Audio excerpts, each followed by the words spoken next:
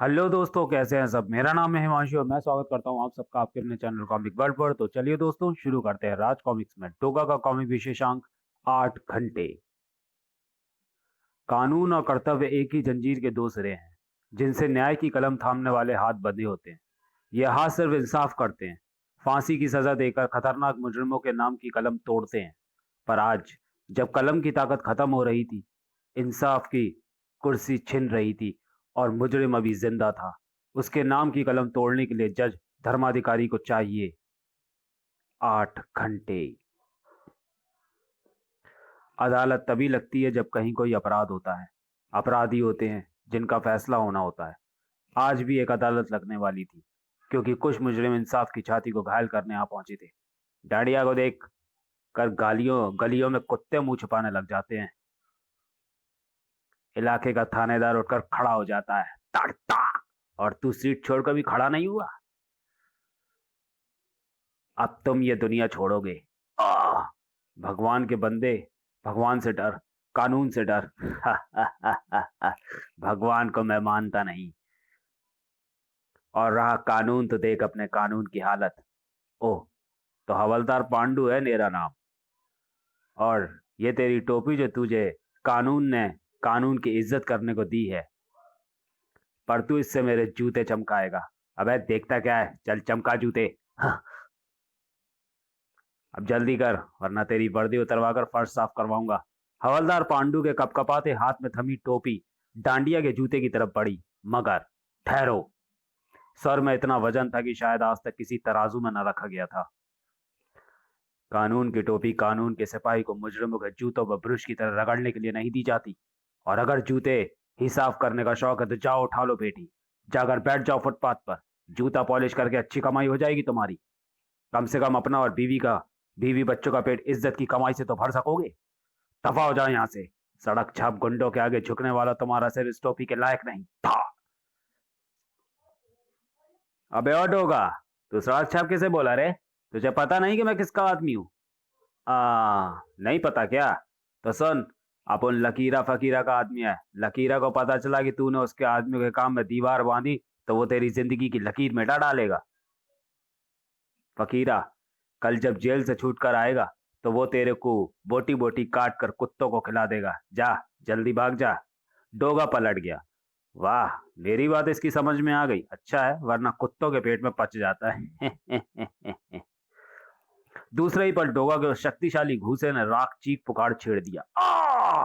राग में और भी तीव्रता आ गई जब धाए धाए डोगा फिर पलटा। जानता है डांडिया कि मैंने तुझे गोली क्यों नहीं मारी?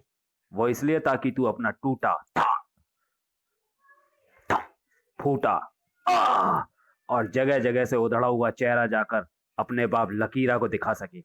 और रहा सवाल फकीरा का, तो उसके अब जिंदा वापस आने की उम्मीद छोड़ दे डांडिया, क्योंकि मैंने उसे उसके गुनाहों की सजा दिलाने के लिए रविकांत धर्माधिकारी की अदालत में भिजवाया है, जहां से आज तक कोई गुनाहगार सजा पाए बिना छूट कर नहीं आया, और जहां कभी किसी निर्दोष मुलजिम को मुजरिम साबित नहीं किया जा सका।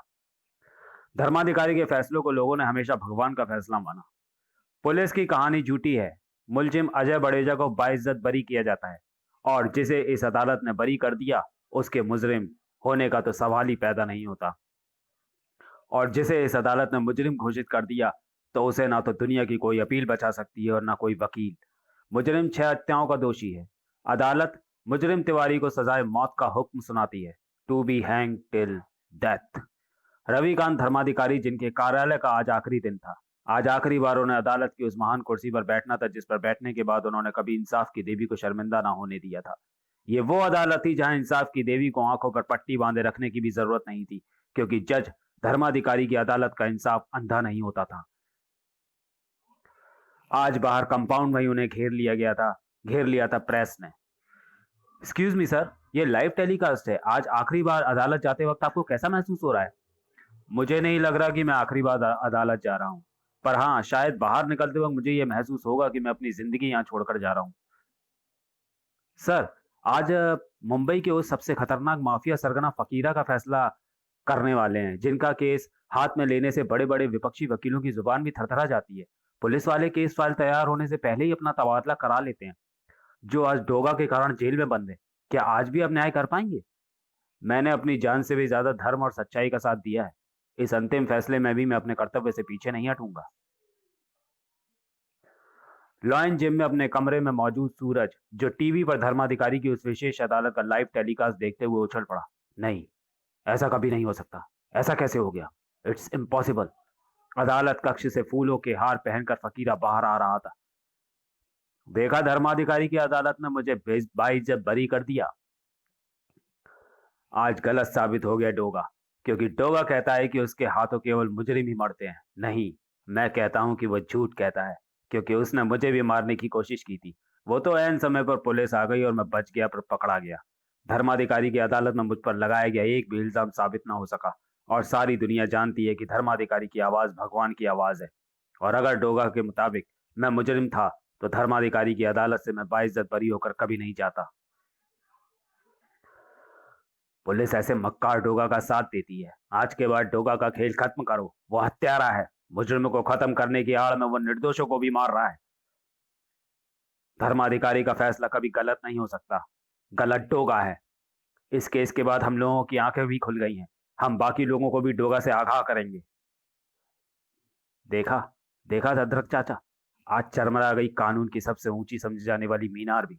मैंने उस हत्यारे को इसलिए जिंदा छोड़ दिया था क्योंकि मुझे यकीन था कि धर्माधिकारी की अदालत उसे उसके गुनाहों की कम से कम भी फांसी की सजा ही देगी। मगर उसे तो छोड़ दिया गया। उसे छोड़कर धर्माधिकारी ने उसे लोगों की निगाहों में हीरो बना दिया है, निष्पाप हीरो, और डोगा को अपराधी बना दिया। क्या यही है धर्माधिकारी का न्याय, जिस पर हजारों को विश्वास है, जिस पर डोगा को विश्वास था? मैं ये तो नहीं बता सकता कि धर्माधिकारी ने उस मुजरिम को क्यों छोड़ दिया जिसे डोगा ने पकड़ा था, मगर इतना कह सकता हूं कि झूठा डोगा भी नहीं है। धर्माधिकारी की अदालत अगर न्याय करती है तो अन्याय डोगा की अदालत भी नहीं कर सकती। धर्माधिकारी ने ऐसा किस आधार पर किया, इसका पता डोगा लगा कर रहेगा। जो सवाल सूरज और अदरक चाचा के जहन को सांप की तरह डस रहा था, उसका जवाब फकीरा के भाई लकीरा की बंदूक की जुबान पर आने वाला था। ये है वो मोहरे फकीरा, जिनकी बदौलत हमने हारी हुई बाजी जीती है। अब मैं बारी बारी से तुम्हें इनका परिचय देता जाता हूँ। ये है धर्माधिकारी का बड़ा लड़का पलाश, जिसे अब मैं बना दूंगा लाश। ये है धर्माधिकारी की बहू नैना, जिसके नैन अब मैं हमेशा के लिए बंद कर दूंगा। और ये है धर्माधिकारी का छोटा बेटा विजय, जिसकी जिंदगी मेरी चलाई गोली के आगे हार जाएगी। लड़की है ना तू धर्माधिकारी की? तेजस्वी नाम है तेरा। आज मेरी गोली तुझे निस्तेज कर देगी।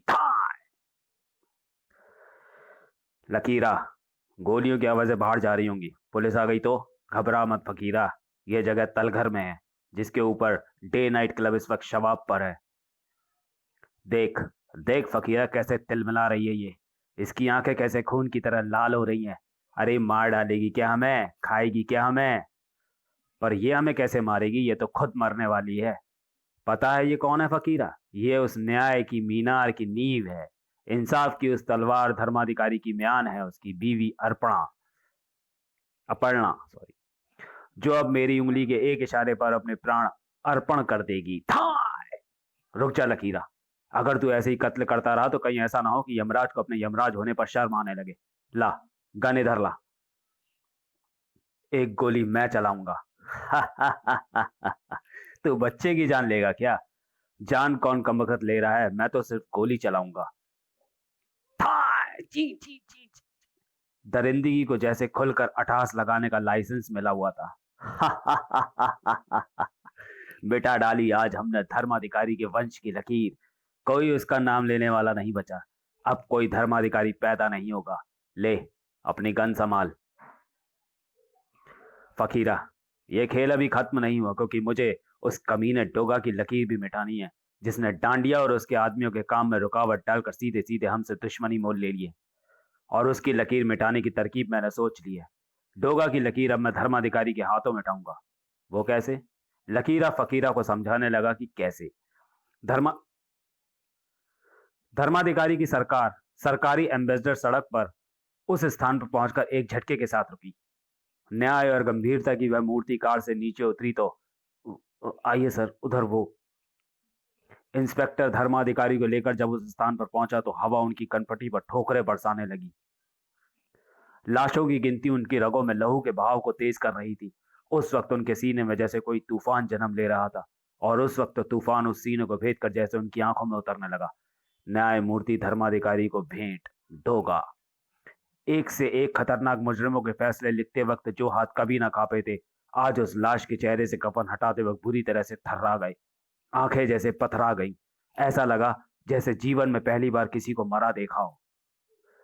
बाकी लाशों के चेहरों से हवा कफन उड़ाती चली गई। उस वक्त धर्माधिकारी को ऐसा लग रहा था जैसे उसके हृदय को किसी ने मुट्ठी में पकड़कर भींच दिया हो। हर लाश के चेहरे पर से फिसलती जा रही थी, आंखों में जैसे शोले भरते जा रहे थे, जबड़ों में कसाव बढ़ रहा था, और उस छोटी सी लाश की तरफ देखते धर्माधिकारी की मुट्ठियां भी कस गईं। बुरी तरह कांपता हाथ आगे बढ़ा और उस नन्ही लाश के चेहरे से कफन हटाया। पोते की हमेशा के लिए बंद हो गई आंखों और उसके निस्तेज पड़े चेहरे ने झकझोर कर रख दिया था धर्म के उस अधिकारी को। नहीं, नहीं।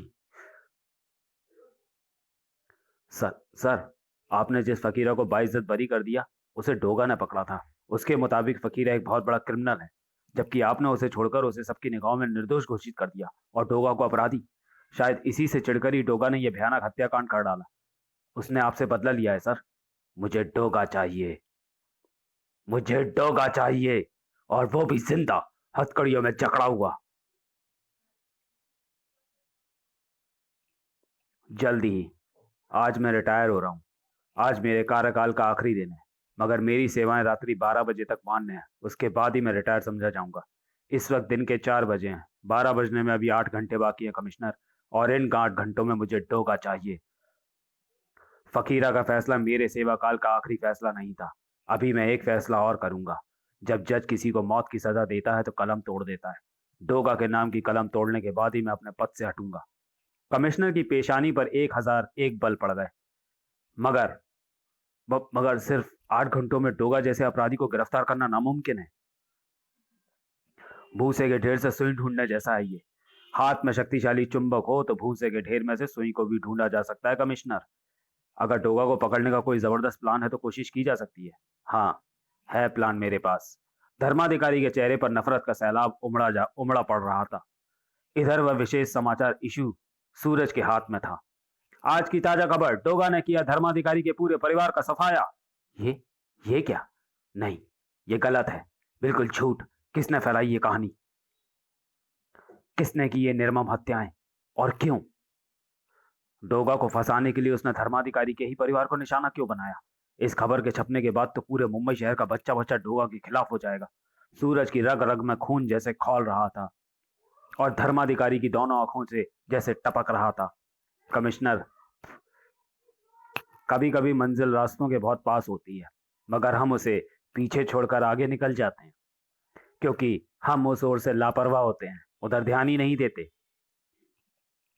अगर ध्यान देते होते तो आज मेरा परिवार, जिसे मैंने बगीचे की तरह अपने खून से सींचा था, मेरे सामने बेजान लाशों में बदला ना पड़ा होता, क्योंकि तब डोगा आजाद ही ना होता। जरा सोचो कमिश्नर, सोचो कि इतने हथियारों से लदा फदा डोगा जब किसी हत्यारे या मुजरिम को मारकर पुलिस से बचकर फरार होता है, तो ऐसा वो कौन सा घर है, ऐसी वो कौन सी गली है, ऐसा वो कौन सा कूचा है जो उसे पनाह देता है? ऐसा लग रहा है जैसे डोगा जैसा खुर्राट आदमी पुलिस से बचने के लिए कभी किसी घर में पनाह नहीं लेता। अगर वो पनाह नहीं लेता तो चप्पे चप्पे पर फैली पुलिस उसे क्यों नहीं पकड़ पाती, क्यों नहीं ढूंढ पाती वो उसे? जबकि कई बार मैंने अखबारों में पढ़ा है कि डोगा पुलिस के देखते देखते गायब हो गया। वो भागने के लिए गटर में घुस जाता है और हमारी पुलिस यहीं गच्चा खा जाती है। हमारी पुलिस को ना तो गटर के रास्तों का ज्ञान है और ना ही गटर के माहौल का प्रशिक्षण उसे मिला है, जबकि डोगा गटर के रास्तों से ऐसे ही परिचित है जैसे आज बच्चे कंप्यूटर के नाम से। वो अपने हथियारों सहित गटर में घुस जाता है।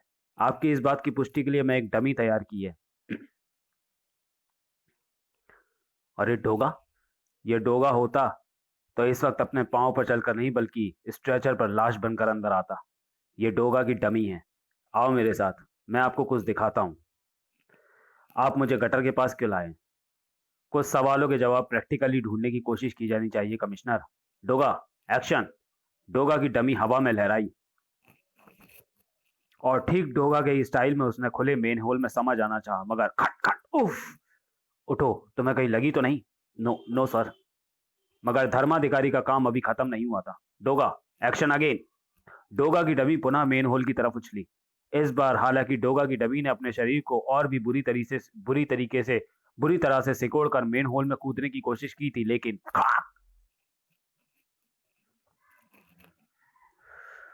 कमिश्नर आंखें फाड़े उस प्रैक्टिकल को देख रहा था जिससे धर्माधिकारी ना जाने क्या साबित करना चाहता था। उठो, उछलना छोड़ो और अब इत्मीनान से गटर में उतरने की कोशिश करो। Yes sir. डोगा की डमी इस बार आराम व पूरी तसल्ली के साथ मेन होल में उतरने लगी। क्या हुआ? ठीक से कोशिश करो। सर, गन का कुंदा अंदर जाने में रुकावट पैदा कर रहा है। हाथ को पीछे ले जाकर कुंदे को शरीर के साथ दबाओ और उसे अंदर ले जाने की चेष्टा करो। डोगा की डमी ने वैसा ही किया, मगर अब क्या हुआ? कुंदे को दबाकर उसे टेढ़ा करके कुंदा तो अंदर चला गया सर, लेकिन अब गन का ये हिस्सा जहां गोलियों की मैगजीन पेटे अटक गया है और ये दबाने पर भी टेढ़ा मेढ़ा नहीं हो रहा। तो फिर तुम गन को उतारकर हाथ में लेकर नीचे क्यों नहीं उतरते बेवकूफ? ठीक है सर, मैं एक बार फिर कोशिश करता हूँ। तुम्हें देर लग रही है, जल्दी करो। सर, मैं जल्दी नहीं कर सकता क्योंकि मेरे एक हाथ में गन है, दूसरे हाथ से मुझे नीचे उतरने के लिए गटर की दीवार पर लगे ये ब्रैकेट पकड़ने होंगे। इस वक्त मेरा एक पांव ब्रैकेट पर है और दूसरा हवा में। अब जब मैं अपना दूसरा पांव नीचे वाले ब्रैकेट पर रखकर पहला पांव नीचे जाने के लिए ब्रैकेट से हटाऊंगा तो मुझे अपना हाथ भी ब्रैकेट से हटाना होगा। ऐसा करते ही मैं गिरने लगूंगा। गिरने से बचने के लिए मैं अपनी पीठ को गटर की दीवार पर टिका दूंगा। तो चलिए दोस्तों, वीडियो को यहीं समाप्त करते हैं और मिलते हैं डोगा की कॉमिक्स 8 घंटे के दूसरे और अंतिम भाग में अगले वीडियो में। तब तक के लिए धन्यवाद।